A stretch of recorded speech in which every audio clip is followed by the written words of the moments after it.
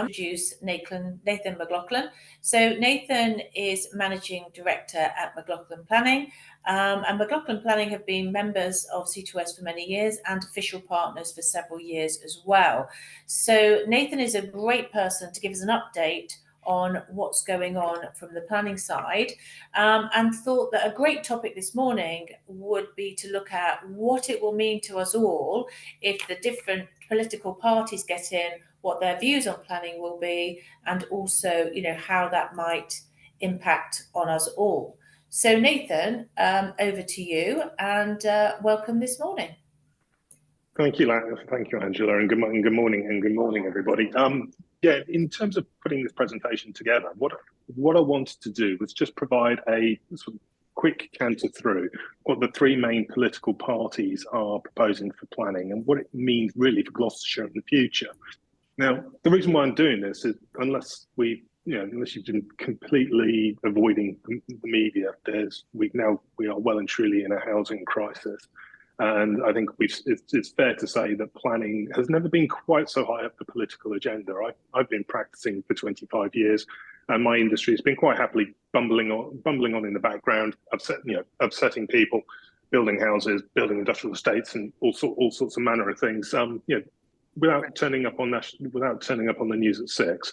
And it's quite clear that with the forthcoming election, with the date that the latest possible date is, I believe, the 25th of January 2025, very big battle lines are being drawn between obviously the incumbent Conservative administration and a potential Labour administration. What I will say is this isn't a party political point. It's just I appreciate everyone's got their own political preferences, and I have mine. All I'm just doing is it's a mere series of observations about what each one of the three main parties is proposing, and then sort of just link it nicely back to what's going on in Gloucestershire. It's obviously an area we all know and love well.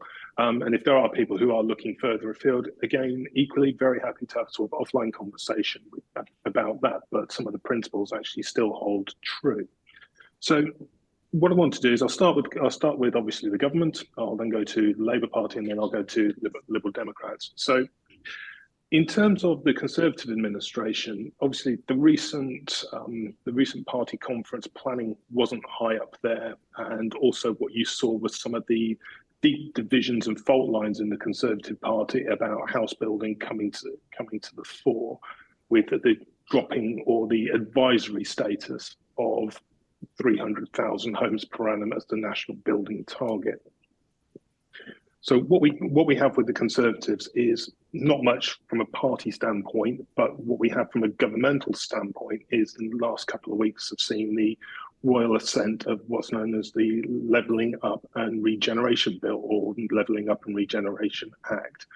And to be fair, this is probably the government's last major piece of legislation coming onto the books before the general election. Now, there will be a lot for those people who work in the property and construction industry, there will be a lot in sort of our technical press about the new act and ultimately what it means, because it's a far-reaching document that covers, from our particular point of view, reform in the planning system, again, more change of how plans are made, enforcement time limits, and national development policies, which are a few of the things the government are looking to bring in. That's all referred to in the Act, but the issue with it is, whilst the Act is now in place, none of it actually yet technically applies until there's subsequent legislation. So when you're looking at some people asking about what the Act means, it's very much a case of hold one's breath and wait for the legislation to come forward, or commencement orders as secondary. The importance of this, and purely from a property standpoint, if you're looking at a number of people around the room, the headline grabbing one will be enforcement time limits. So at the moment, you can, if you build something without benefit of planning permission and keep it off everyone's radar for 4 years, more than 4 years, you can subsequently get that regularised and be made lawful development through a certificate of lawful development route. The government are now looking to change that to 10 years, and that's quite a long time to keep something off the radar, so to speak. But these issues always come up when properties are either bought or sold, and it's something we frequently get involved with. Now, that's come through the Act. That's not yet in force, and there's a whole debate going on in our industry in particular about what it means for how we advise clients in terms of people looking to buy property, people looking to sell property, or crucially, and we're working with a number of these at the moment, looking at receivers who are picking up distressed property portfolios where there's been some very egregious breaches of planning control. So that's probably the big change that's on the horizon in the next 6 to 12 months. In terms of the final big piece of government policy coming out is the change to the National Planning Policy Framework. This has been in circulation really since about 2012. It's a very well-known and well-trodden document, about 70 pages long, and it replaces thousands and thousands of pages of government guidance that preceded it.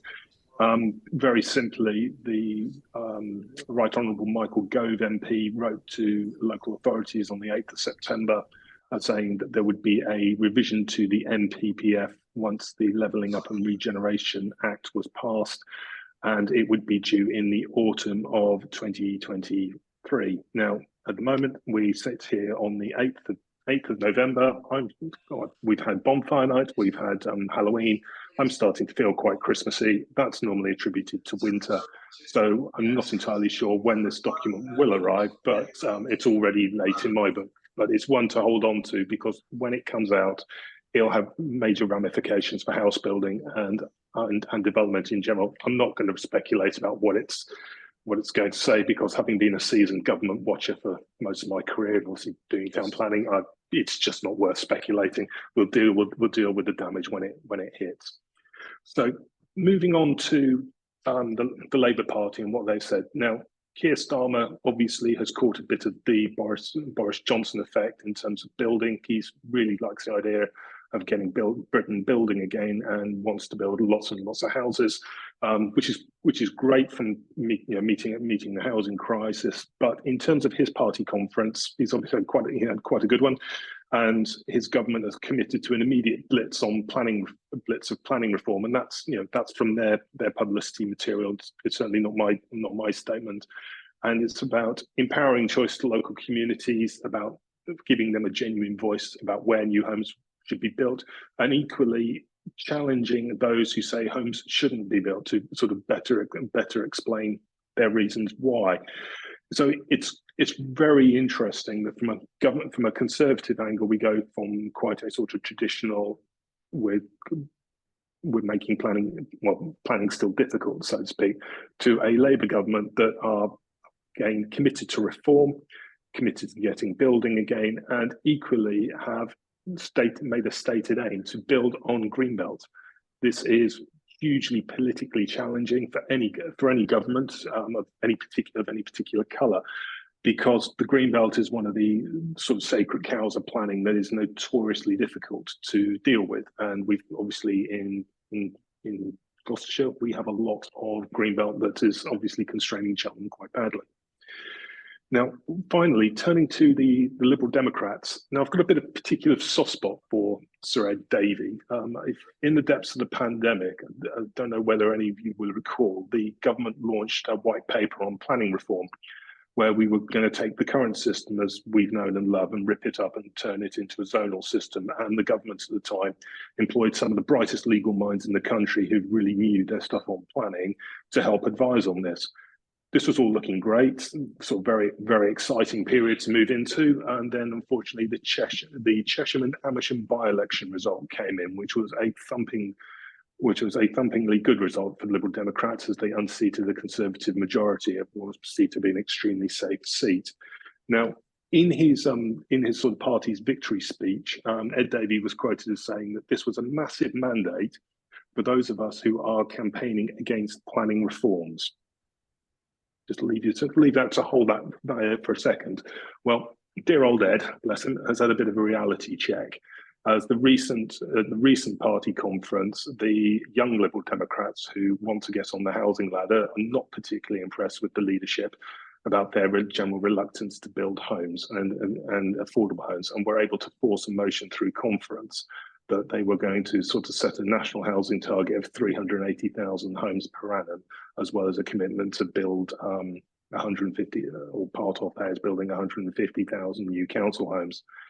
And again, is very much the usual thing about rewarding local authorities for adopting local plans and some gentle planning reform. So what we got over the three political parties, it's broadly the same insofar as, yes, they recognise there's a problem, yes, they need to build. Going to the construction industry and making planning more straightforward is one of the natural levers, if you will, of getting the country moving, so to speak. And from my perspective, any government or party that is sort of wants to continue and help facilitate that is inherently a good thing. So politics aside, probably out of the three of them, the Labour agenda is the most ambitious because they are actually targeting greenbelt sites. They've done this before. They've got form on it back in the early noughties under the Tony Blair administration, and what was known as regional spatial strategies. There were big pushes towards greenbelt release, just because simply the level of house building that had to be achieved. So in some respects, it's sort of a trip down memory lane being brought back up into the planning system, today and tomorrow, and that's got to be welcomed. It will be interesting to see how the Conservative Party fight the next general election on this point, because I think Labour has actually got a really strong position. Then going on to the Liberal Democrats, where they position themselves, it's distinctly not clear. More often, our party of opposition to development. Again, I'll just wait to see with interest in terms of what turns up in their respective manifesto. So what does this mean for Gloucestershire as a whole? Well, what I want to do is split it down into its constituent authorities, because this is really where it gets quite interesting. So the first part of this, which just deals with there's planning reform, and critically, planning reform takes time. It's not something that's done overnight. It's not something that's done in a year. You are looking at a process that takes several years in government, and then it's got to translate through into what our local authorities end up producing. So we have in Gloucestershire, we've obviously got Forest and Dean, Cotswold District, and Stroud District. They all produce they're all independently producing their own local plans.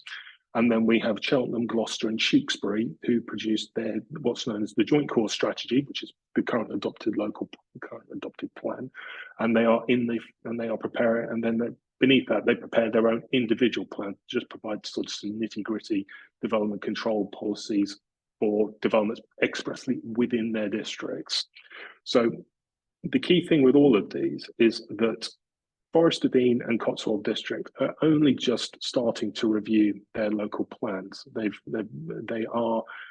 held some consultations last year. They are gently moving forward through them, going into late 2023 and the first half of 2024. Not dramatic progress, but they are plodding along. They are a potential victim of any planning reform, depending on the timing of an election. Otherwise, they may just get to a particular stage and just continue with their plan preparation under the current system, irrespective of what a new government brings in. Stroud at the moment is in the news a lot. Is on BBC Gloucestershire recently, because its local plan, which is before two government inspectors, is hitting all sorts of problems regarding development of two new settlements at Sharpness and Winchelsea, and this is all to do with essentially strategic infrastructure, whether that's train stations, railway connectivity, or motorway junctions. The inspectors have got a number of very serious concerns about this, and have actually put a lot of pressure on the council to sort that out. But the final one is actually the final three, if you will, of Cheltenham, Gloucester, and Tewkesbury. Their current local plan, the JCF, is over 5 years old, and it's out of date. And Tewkesbury has been losing a lot of appeals recently because developers have been coming in and saying you should be building more homes, and frankly Tewkesbury isn't doing its job. full stop. I did the most recent one where we got planning permission away for 45 houses off the track record of the previous 7 decisions going against the council. Now, having spent £500,000 worth of taxpayers' money, they've kind of thrown in the towel and thought, yeah, these planning applications have a point. They won't be in a position to replace their JCS, as it's known, until materially at the earliest, to make some serious progress on this, until April 2026 at the very earliest. In the intervening period, they don't have an up-to-date adopted local plan, which is causing enormous amounts of difficulty for Tewkesbury Borough. I do have sympathy with my colleague, with other planning professionals who work for the Borough Council, because they are in a difficult position that where there is no housing land supply and there isn't an up-to-date local plan, there is a balance in favour of development taking place. Although that has to be balanced off against what the actual impacts are. So if you have a relatively innocuous site, irrespective of every local opposition, in theory, the council should be granting planning permission for this. And the Borough Council has been through an extremely painful process over the past couple of years coming to terms with this. But going forward, it doesn't have a quick and easy fix. And the current timetable for the new replacements, the JCS, going before an independent inspector of mid-2026 is frankly not acceptable. But that's the position we find ourselves in.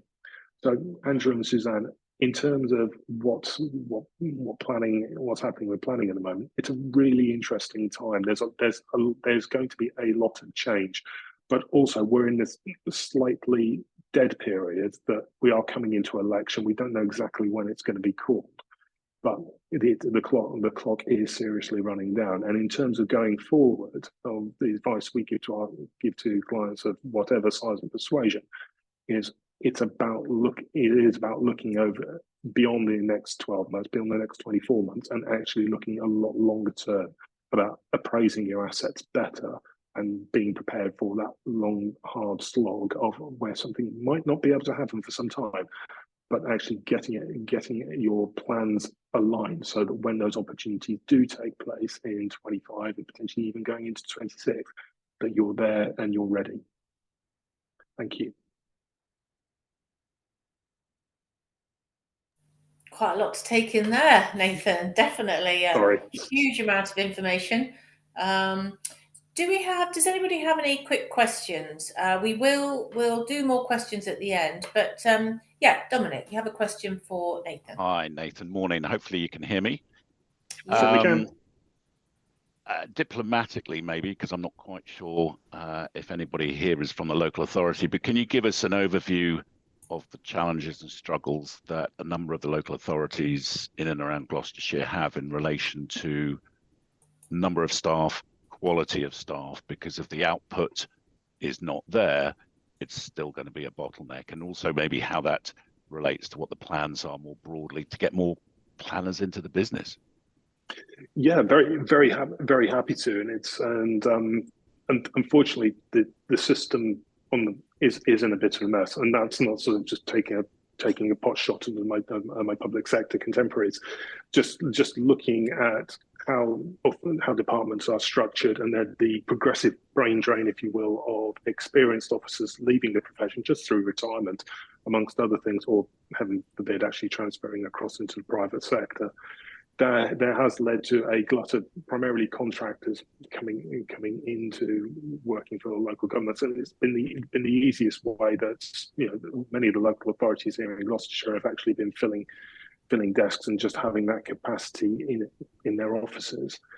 The wider issue about plan preparation, that's a bit more difficult to understand, because the authority, when the authority is preparing a local plan, they have a tendency to be very quiet about it, if you will. It's then marked by doing formal rounds of consultation, but in between those periods, we know that there is a small JCS team spread across the 3 authorities.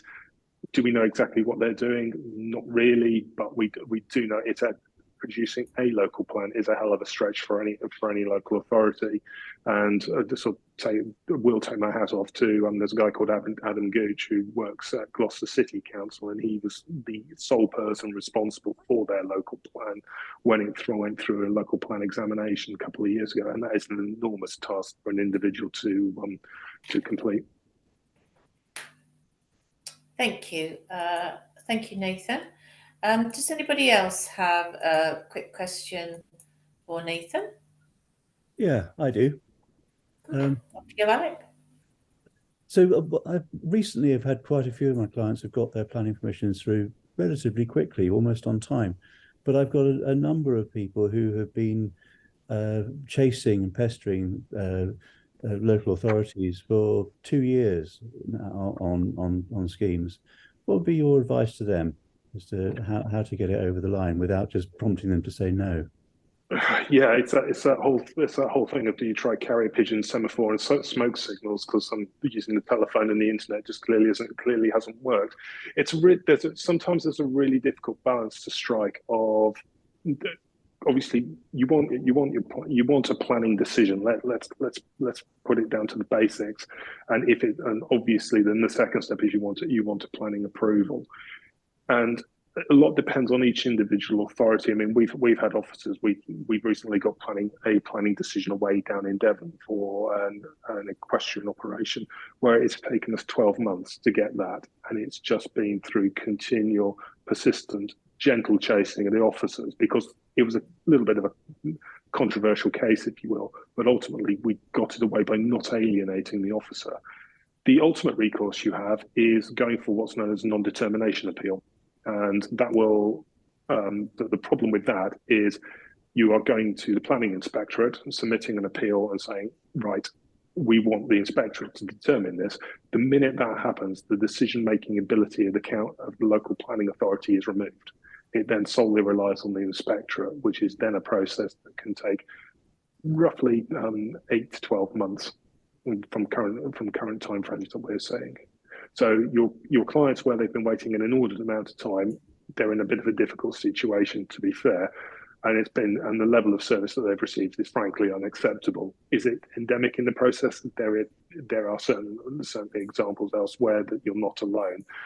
The only other thing I can recommend is you escalate it politically, right to the chief executive, right to the head of service for that particular authority, and frankly ask them what's going on. Thank you. Thank you very much, Alec. Does anybody else, just before we move on to John, we can always pick up some more questions at the end, but is there anybody else with a question for Nathan? I think you have to be a very patient man, Nathan. You have no idea.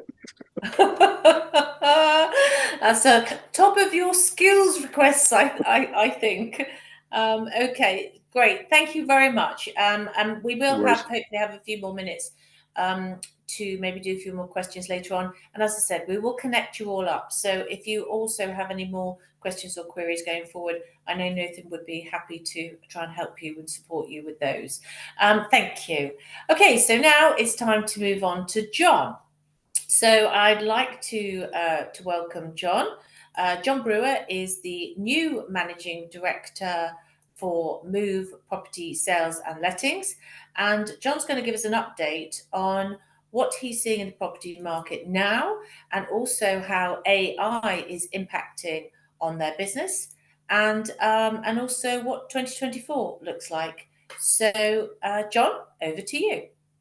Thank you, and good morning to everybody. So yeah, like Angela said, I thought I'd just give you a rough idea of what's happening in the marketplace right now, what we expect by the end of the year, and a few forecasts for 2024. It's not good news, quite simply. So last month, the Halifax came out and said that house prices had fallen faster, at a faster rate than any time in the last 14 years, which is not a great headline in itself. The Nationwide then tended to follow. They came out and said that the house prices September to September have dropped by 5.3%, which isn't a surprise. We are seeing that in the marketplace. It's not all bad news. because actually in October, the property prices rose by 0.9%, but it's still a drop of about 4.5%. Between now and the end of the year, there's a couple of the big boys like Zoopla and Knight Frank that have come out and suggested that we're likely to see even further drops of about 2%. So that's going to take us to a 6.5% drop in the year. I think the most worrying thing from my perspective, and I guess most estate agents and house builders, constructors, maybe most of you, is the actual lack of inquiries and interest that's happened. So it was alarming but not surprising to see Rightmove's stats last month to say that actually in the last quarter, instructions and sales are down by 17% across the country. Will that improve? I'm sure it is. Obviously, you know, the cost of living crisis, mortgage rates are all dampening that. Now, usually, historically, when you have a pre-Christmas slowdown, you usually get a little bit of a surge, you know, towards the end of Q1 the next year. But we are in very uncharted times at the moment, and you know, we do have an election looming, and there will be people sitting on the fence just wondering what's going to happen. Now, I've been reading a few reports from very intelligent people. One, Charles Reed, for example, who's a chief economist and works for the University of Cambridge, has came out last week and said he expects drops of 5 to 7% next year. Knight Frank, always like Knight Frank, they employ some very intelligent people. They've said 5%. There's David McMillan, who's a professor of finance, who have said, you know, some 7 to 10%. I think the key here is everybody's agreeing. They differ in the amount that we're going to see, but they all agree that we are going to see a reduction in house prices next year, which is worrying. But there will still be people that need to move, and there will still be people that have to move. So I guess one of my jobs is to look at that, and we can't fight against it. It is what it is. You know, there's no any agency that's going to change the trend of house prices falling and volumes of sales decreasing. What we can do is look at mitigating that, and how you then make your property stand out, and how you advise you know, the new builders we work with, whether they be the sort of the, you know, big guys like Barratt's, or the smaller ones that just build sort of 5 or 6 at a time, how you get them to stand out, because there are still buyers out there. You know, yes, there's 17% less, but I think in October through our 4 branches, still 120 houses sold. So they are still moving, just at a slower rate. So one of the first things you can do is actually be sensible with your pricing. You know, actually acknowledge that we are in a declining market and act accordingly. Unfortunately, we all tend to have a position that when house prices are rising, we all accept they're rising. When they start falling, you quite often get, oh, you don't want to listen to what you read in the newspapers. So you need to acknowledge that it's coming down, and you need to adjust accordingly. And do you know what? 9 times out of 10, people aren't making a loss. They're just not quite making as much as they anticipated in the first place. So what I'd like to do is show a few screens. Now, AI has been, or becoming, I guess, instrumental in the way we sell property. You know, there are, not that I do it, but we have trialed it. You can even ask ChatGPT now to write you a description of your property, and it is scarily good. As long as you put the right information in, it's scarily good. But I think where the biggest increase we've seen is AI generated CGIs, and we trialed this back in September. We had our standard, photos that were run, which weren't overly good, and they were just run on standard estate agency photos rather than the professional photos we usually do. And the reason we run it on the old ones is we really wanted to see what AI could do rather than helping it out.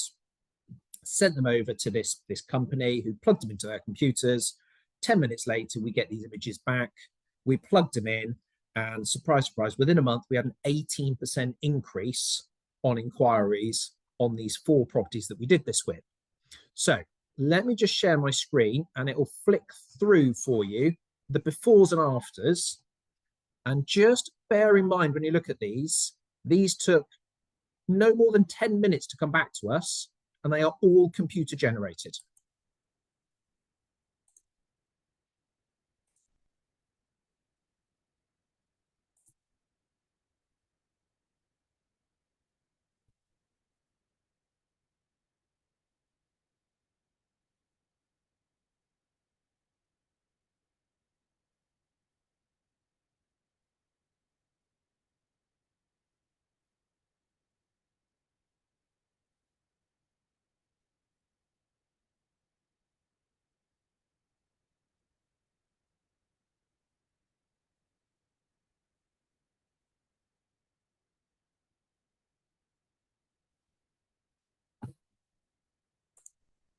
So personally, I think that's pretty impressive that a computer could do that. Scary at the same time, but pretty impressive.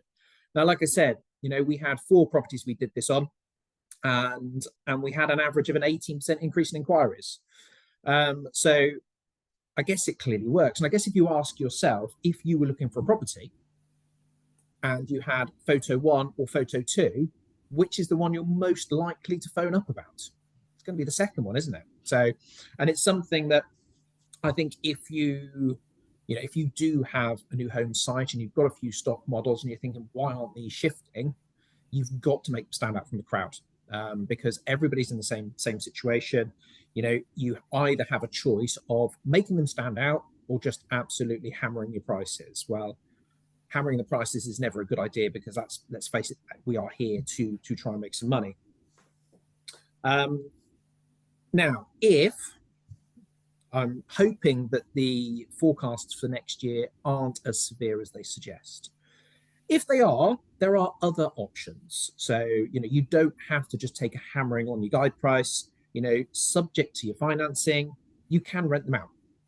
Now, what we always find is the lettings market and the residential sales market is a seesaw. So, the minute you find sales dropping, suddenly rentals go through the roof. So there are quite a few of our clients that have struggled to sell some properties, have now decided just to rent them out. They're making 6-7% yields on them, and they will just hold on to them until the market recovers, because the market will recover. It's forecast sort of autumn next year. Bit of a brave statement, bearing in mind that's likely when the general election is going to take place. I know they can do it as late as the 25th of January, but I suspect it's probably going to be November time. So it's going to sort of butt with that, and whatever those political parties decide to put out in the press can have a significant effect on whether the property market recovers or not. So the other thing I wanted to talk about is most people, maybe not all of you, involved in property will have a private portfolio of yourselves. And we have launched recently a review of that. So in fact, we are working with a landlord at the moment, and so far we've managed to save them around £800 a month in their finance costs, and they are now generating just over £1,600 more in income from their portfolio. So they are £2,400 better off each month. And there's a number of ways that we go about this. Obviously you look at your financing. If you've got a financial advisor, get him to have a look at your portfolio. Just make sure that I'm not financially qualified, so I'm not going to go into that in too much detail. But we have people that can, and like Sir Stephen and people, will know exactly where you can save some money on that. It is also a very good idea to actually review the rent you're getting. Rents have increased a huge range in the last year, and there are a number of landlords that just everything's okay, so they just sit there. We've got some properties that we've taken on from other agents haven't had a rent increase in 7 years. And it's just, the cost of living goes up. So you need to be reviewing these every year. And it's an easier sell if you're doing it every year, because you might only be putting the rent up £20 or £30. Whereas if you leave it 5 or 7 years, the chances are that rent's going up £200, which is never easy to swallow for a tenant. And then you have that issue of, is it ethical? Is it fair, to do that? You can also look at those portfolios and look at if there is a better strategy for increasing that yield. For example, if you have a nice 4-bed and subject to it not being in a Section 5 area, there is a huge amount of up gain from converting into a HMO or student lets. We on average get 11-12% yields on our HMOs. So, and if you think the yield you'll get for a 4-bed, probably 4-5%. So there is significantly more sort of income to be made from that, which we will help you. We can either advise you how to do it, or we can actually do it for you. So that is my talk for today. Any questions? Thank you very much, John. Okay, some interesting ideas. It's really interesting to see how that AI is actually moving into your business, as we are seeing, and we're talking about it a lot at the moment. Big topic for the government last week, and in fact we have an event tomorrow around the workplace of the future, looking at AI and how that will impact on the workplace. So it's really interesting to see how this is now creeping through into many of our businesses. Does anybody have a question for John? No, I think everybody's Stephen's got his hand up. Yeah. Oh yes, sorry. Yeah. Hi, well. Stephen. I think. Yes. Dominic, Sorry. you Yes, go I can first, see. or? Yeah. No, you go, Stephen. Okay. Yeah, John, just a quick question, really. I've got a lot of clients who've got property in London. Some of it's buy-to-let, some of it's residential, and a few of these people are looking to sell, but at the moment they're holding off. I mean, when you speak to clients that are maybe considering selling but holding off in case prices rise in the next 6 to 12 months, how do you deal with that kind of conversation? I guess it depends on the individual circumstances of the clients and the motivation between selling.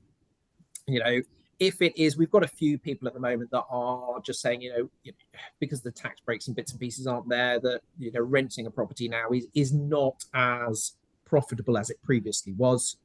One thing to remember, although the market is deflated and it's dropped and it's forecast to drop any further, it will increase. So as long as the income that they are getting in is still paying the mortgage and it's still producing a 3-4% yield, what we're advising is just sit tight for the time being. Wait for the property market to recover, which it will do in a year, 18 months, and then look at selling it. I think any investor that's looking to sell their portfolio now will probably take a 10% drop on it. Okay. But, if you've got somebody that's got to sell because they're going through a divorce, or, they've got a huge inheritance tax bill, then sometimes needs must, and you just have to take the hit on it. Yeah, thanks, John. That's great. Pleasure. Thank you. Thank you. Dominic. Yeah, hi, John. Just a couple of quick points. So I'm managing on behalf of the fund out of London about 2,300 units across the UK, retirement units. And we do a number of things in terms of capping rents at the moment. So we have a cap of 6% across the entire portfolio, part of our ESG piece. we're quite, I wouldn't say nervous, but we're concerned about loss of tenants as well. So we endeavour to try and manage that, particularly with retirees. The question I was going to ask is, with the AI generation of photographs that you just showed, is there any issue with Property Misdescriptions Act or anything like that? I mean, is it as simple as, you know, there's an empty room and put a load of things? Does it? Yeah, no, it's a very, very valid point, and it's something that I looked at and actually spoke to somebody about. We spoke to our lawyers about it. So the structure of the building is not changed. The window's still in the same place. The units are still in the same place. It's literally just furniture that's being added in. So, and the argument was that when you're buying that property, that furniture is not going to be there anyway. So the fact that we are digitally, adding furniture doesn't change the material decision of, hang on, let me get this right, will not change the material decision making of an average transactional buyer. Okay, that's the terminology for it. So that's what we need to be careful of, is anything that would change the transactional decision of a buyer is deemed to be misdescript. Fine. And just to follow up on that then, John, presumably you've gone into the house, taken the photos, done the measurements, made the general description, and then you've overlaid the IA, the AI pictures. Okay. Yes. Yeah. Got you. Thank you. So what you can't do is start digitally removing telegraph poles from the gardens, substations. You can't start removing stuff like that. But because that would change that transactional decision. But anything you want to add in that is deemed a chattel, then yes, that's perfectly acceptable. Thank you, Dominic. Thank you, John. Has anybody else got any questions? Not a question, but sort of just a contribution, really. Obviously, we wire brand new houses, and so very connected to the industry and seeing what's going on. And there is a huge drop off in demand for new housing at the moment, and most of our builder customers who we work for are making redundancies and closing offices, and really, we've noticed a big decline in the number of first fixes that we're doing on the electrical side. So that's down by about 30% year on year, and it is very uncertain at the moment about how quickly things will recover next year. So we are very much seeing that decline, and people just not wanting to buy new houses at the moment. So a lot of the builders they're only building what they can sell, or they're building what they've already sold, rather than having the confidence to sort of have that outlay, knowing that there is going to be a sale just around the corner. So yeah, that's just an observation. Sorry to make things really depressing, but that is what we're seeing. So. Yeah, no, that's great, Lindsay. Thank you. Yes, sorry, go on, John. I don't think we need to apologise it for being depressing. I think that, the worst thing we can do is just not acknowledge the marketplace as it is. We need to work within it, and there will be challenges. But I think if you just ignore it, then things go very wrong very quickly. I think obviously, I don't know if anybody's got a view on this from the educational side, but it's quite a difficult time, isn't it? Because we've been pushing hard to get more labour into construction, because obviously there's a massive skill shortage.